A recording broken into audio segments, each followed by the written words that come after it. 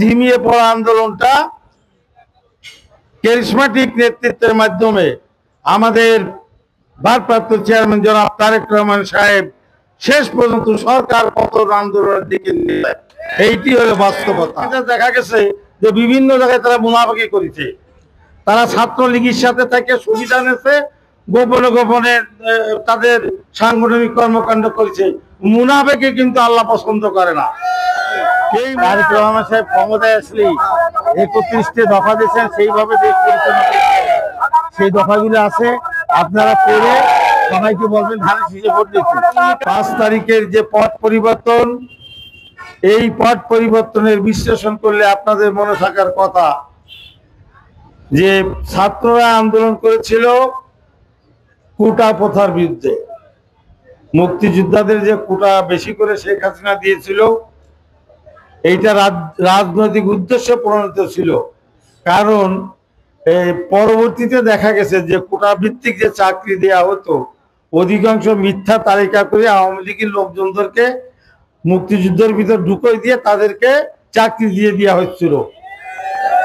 তা না হলে সত্যি সত্যি যদি মুক্তিযোদ্ধাদের কোটা বাদ থাকতো, মুক্তিযোদ্ধাদের সন্তানদেরকে যদি চাকরি দেওয়া হতো প্রকৃত মুক্তিযোদ্ধাদের, তাহলে কিন্তু এদেশের ছাত্র সমাজ এই প্রতিবাদ করতো না।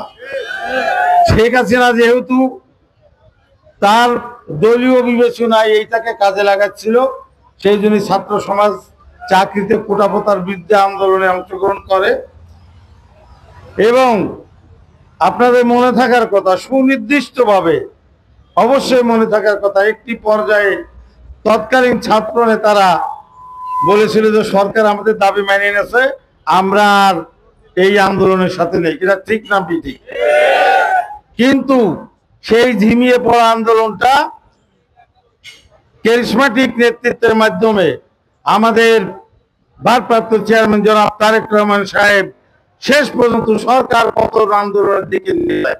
এইটি হলো বাস্তবতা। এবং তারেক রহমান সাহেবের যে 17 বছর তিনি আমাদের আন্দোলনের জন্য দিক নির্দেশনা দিয়েছিলেন, আমাদের কিন্তু একটি অ্যাচিভমেন্ট অবশ্যই ছিল।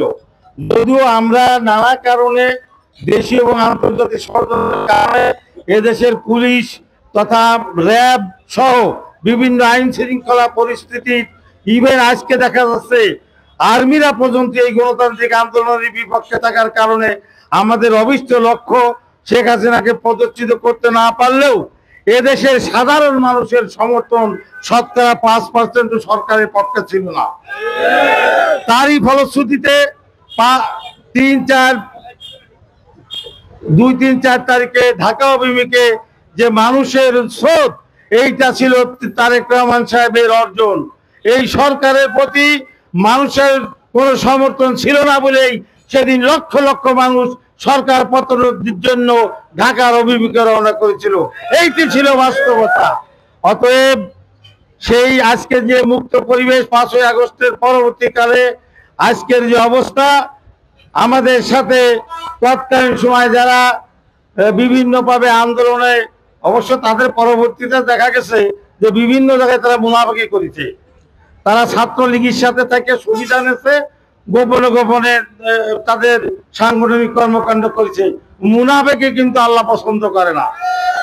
এই মুনাফাকি তারা করে আমাদের সাথে মুনাফাকি অবস্থায় ছিল। কখন আপনারা একদম বুকে হাতে বলেন তো, যে দলের লোকই হন, এই মাগুরাতে এই বিগত 5-7 বছর আপনারা দেখেছেন জামাত ইসলামের কোন আন্দোলন, মিছিল, মিটিং কেউ ছিল না। বিএনপির নেতৃত্বে কিন্তু আন্দোলন সংগ্রাম, রাজপথে যে রাজত জুলুম হুলিয়া আমরা কেটেছি।